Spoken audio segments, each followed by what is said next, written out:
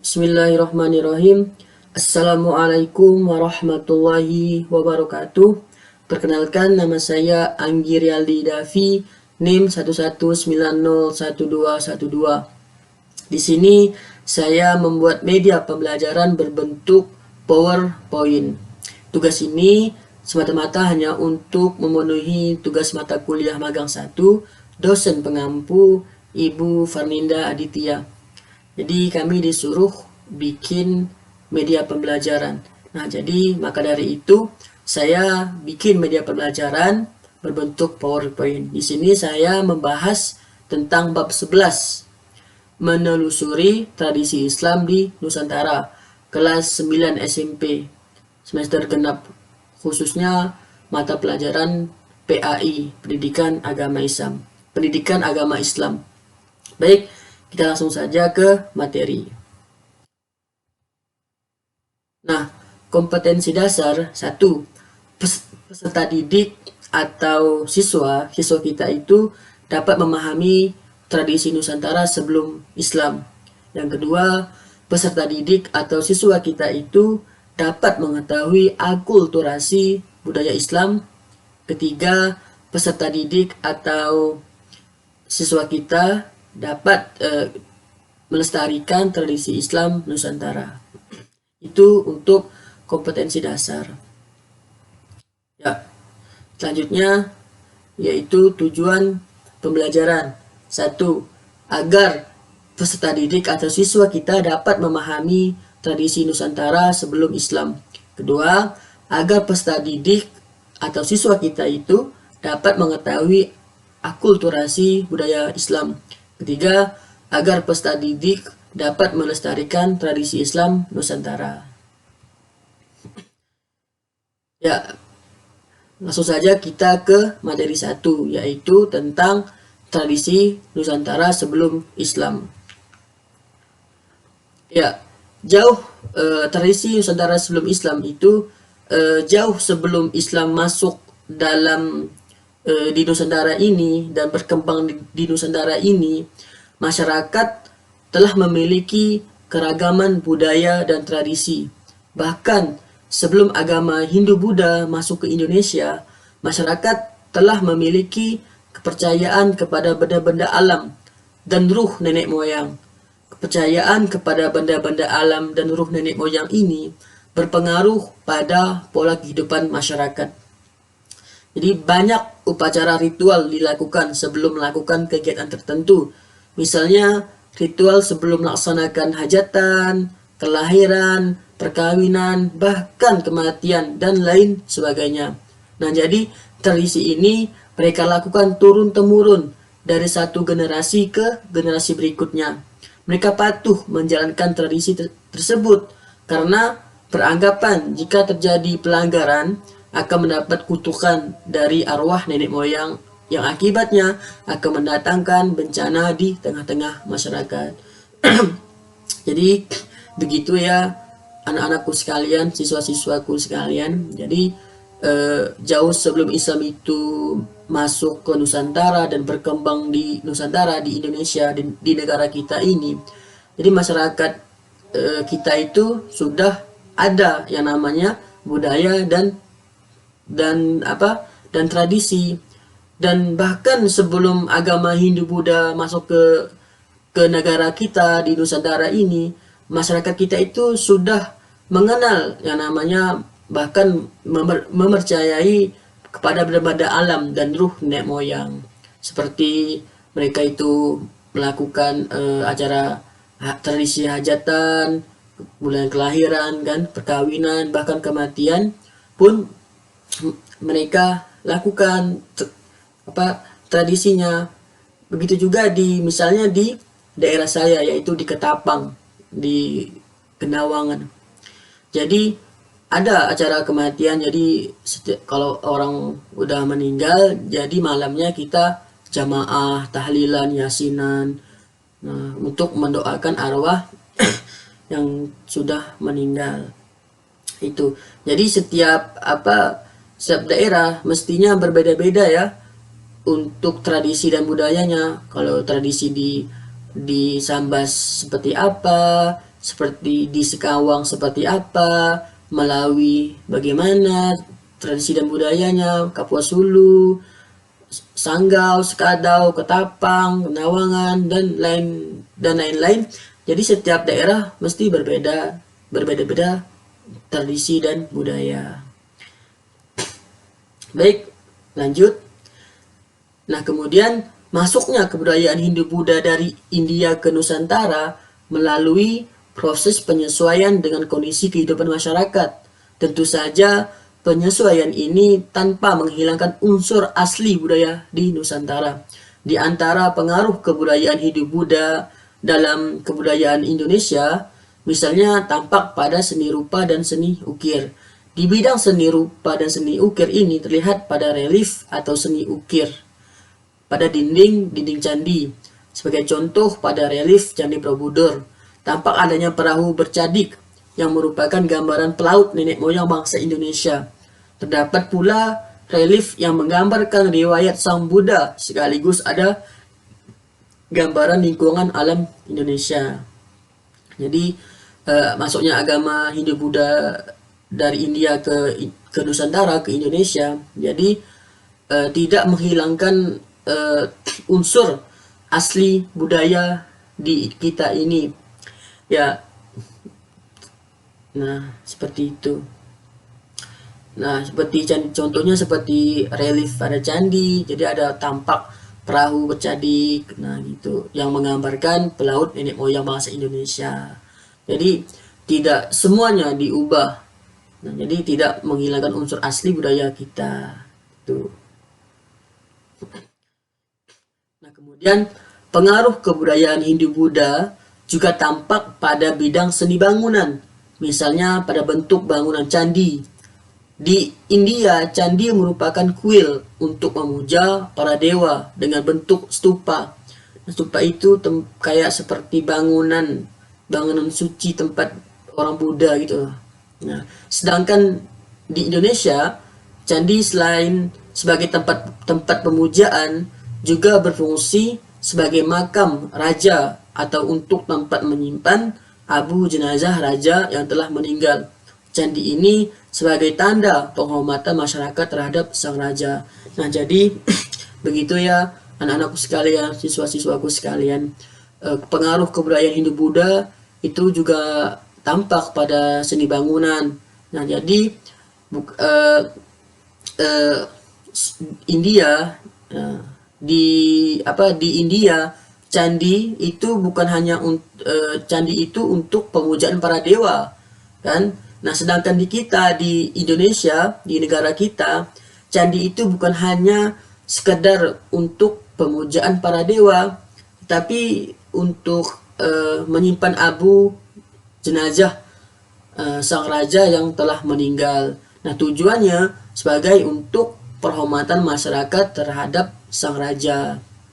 Begitu ya anak-anakku sekalian dan siswa-siswaku sekalian. Jadi banyak ya, pengaruh banget lah semenjak Hindu-Buddha masuk ke negara kita, jadi tidak menghilangkan unsur asli tradisi dan budaya kita di Nusantara.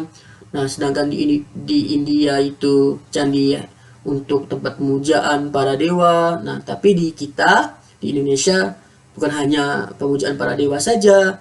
Nah, untuk menyimpan abu jenazah raja yang telah meninggal. Baik. Nah, materi yang kedua yaitu tentang akulturasi budaya Islam.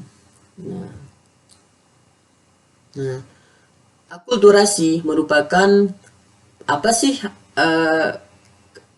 Kita lanjut ke materi yang kedua, yaitu tentang akulturasi budaya Islam.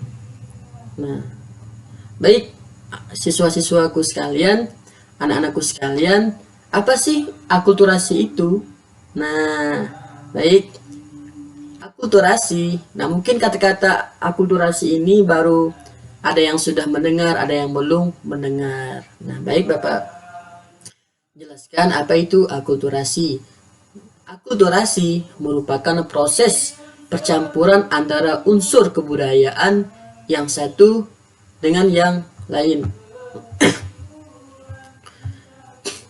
Bapak ulangi lagi, akulturasi merupakan proses percampuran antara unsur kebudayaan yang satu dengan kebudayaan yang lain, sehingga terbentuk kebudayaan yang baru tanpa menghilangkan sama sekali ciri khas masing-masing kebudayaan lama. Kedatangan ajaran Islam di Nusantara juga mengalami proses akulturasi dengan kebudayaan Nusantara saat itu. Nah, jadi itu ya anak-anakku sekalian, bahwa akulturasi itu merupakan percampuran antara unsur kebudayaan yang satu dengan kebudayaan yang lain. Nah, sehingga terbentuklah kebudayaan yang baru, tapi tanpa menghilangkan sama sekali ciri khas masing-masing kebudayaan lama. Agama Islam masuk ke Nusantara juga mengalami proses akulturasi. Nah, contohnya seperti di daerah saya di Kendawangan itu ada yang namanya tradisi injak tanah. Jadi di Kendawangan, di daerah saya, di daerah Bapak itu tradisi injak tanah diselingi dengan nilai-nilai keislaman. Nah, seperti dimasuki dengan nilai keislaman itu seperti apa? Seperti baca Al-Quran, al-berjanji, kemudian selawatan, hadrahan. Nah, itu diisi dengan nilai-nilai keislaman. Itu ya anak-anakku sekalian. Jadi akulturasi itu proses percampuran dari kebudayaan satu dengan kebudayaan lain, tapi tidak menghilangkan ciri khas masing-masing kebudayaan lama. Itu akulturasi. Ini adalah seni budaya Nusantara yang telah mendapatkan pengaruh atau akulturasi dari ajaran Islam. Pertama, nama-nama bulan dalam Jawa. Nah, masuknya Islam ke Indonesia membawa pengaruh pada sistem penanggalan. Islam menggunakan kalender Hijriyah yang berpatokan pada perputaran bulan. Bentuk akulturasi atau pengaruh antara penanggalan Islam dengan penanggalan Jawa dapat terlihat pada penamaan bulan sebagai berikut. Nah, di sini ya anak-anakku sekalian. Kalau contohnya nama bulan dalam Islam itu Muharram. Nah, sedangkan nama bulan dalam Jawa itu Sura. Nah, Sapar. Kalau nama bulan dalam Islam itu Sapar. Nah, nama bulan dalam Jawa itu Sapar. Kalau nama bulan dalam Islam itu Rabiul Awal. Nama bulan dalam Jawa Mulut. Nah, Rabiul Akhir ba'da Mulut. Jumadil Awal, Jumadil Akhir. Rajab, Sa'ban, Ruwah. Nah, jadi bulan Ruwah kalau di daerah saya di Kendawangan ada juga yang namanya, kalau Sa'ban itu disebut dengan bulan Ruwah. Jadi di Kendawangan, di daerah Bapak itu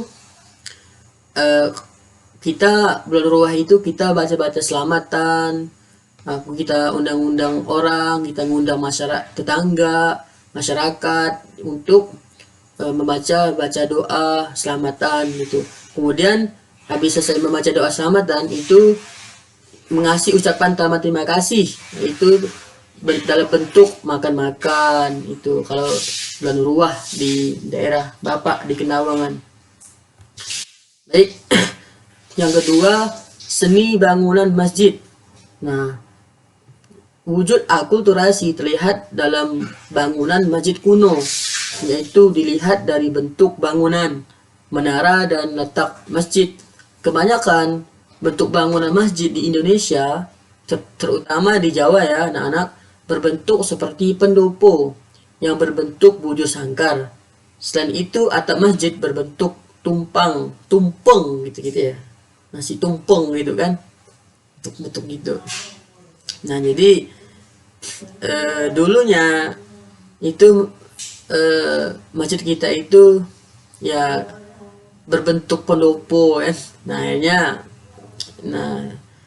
masuk ya aku mengalami akulturasi banyak atap masjid kita itu bervariasi, ada yang bulat, opal. Nah, tetapi Bapak tidak pernah melihat menara masjid atau kubah masjid itu berbentuk segitiga, berbentuk berbentuk apa, persegi panjang. Nah, itu belum pernah Bapak. Mungkin anak-anakku sekalian sudah melihat. Nah, ya. Lanjut. Nah, ketiga ialah seni musik. Nah, kebudayaan Islam juga mengenal yang namanya seni musik berupa rebana, hadrah, kasidah, nasyid, dan gambus yang melantunkan lagu-lagu dengan syair Islam.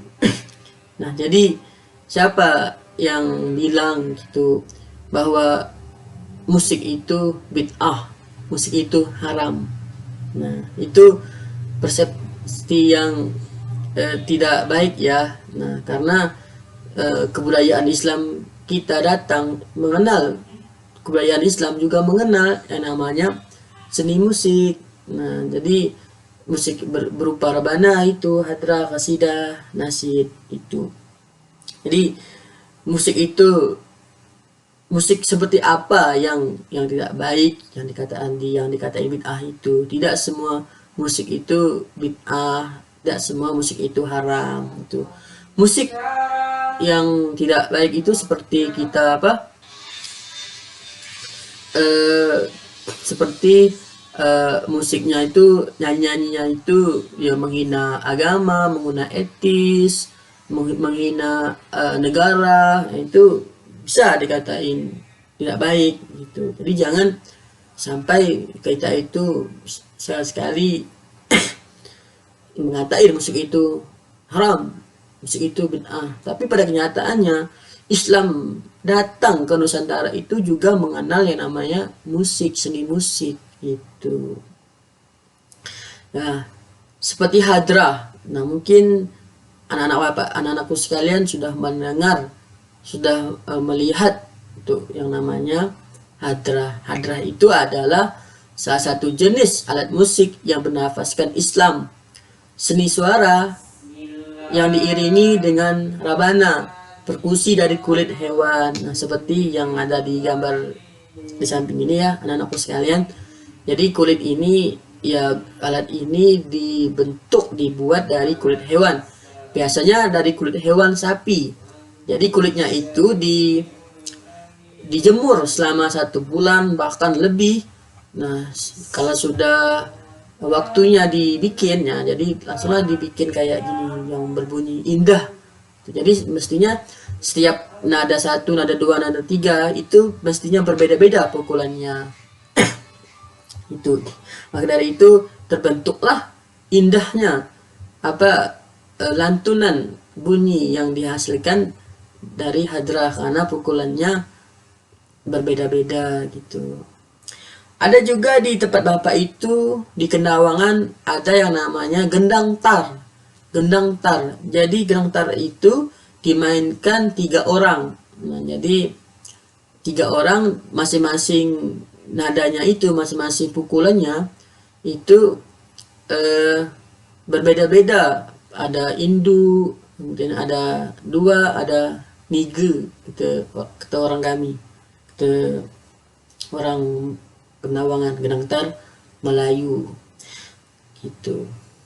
Sama, dia terbuat dari kulit hewan juga.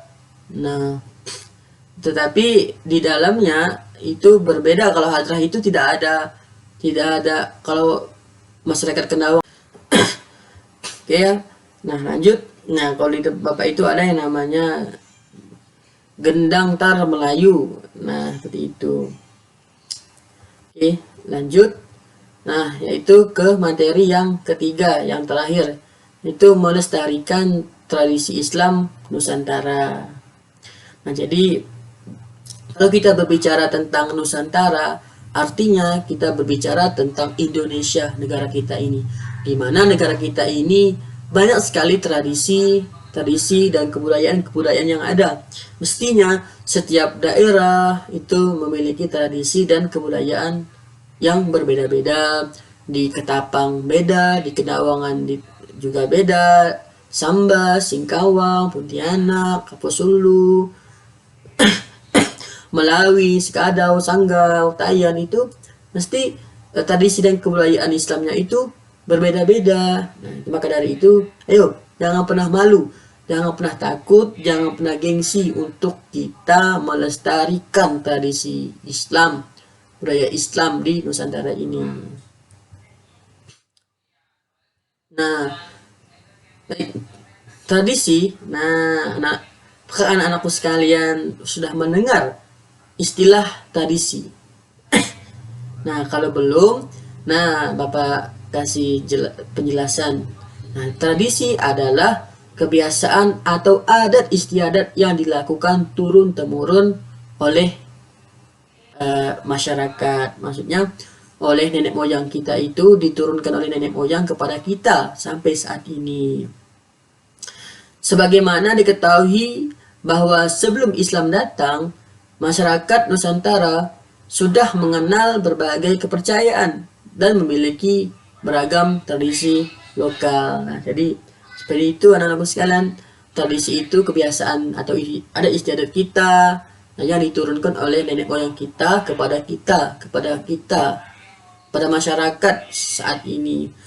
Maka dari itu, ayo jangan pernah malu, harus kita lestarikan tradisi atau ada istiadat yang udah pernah nenek moyang kita turunkan kepada kita.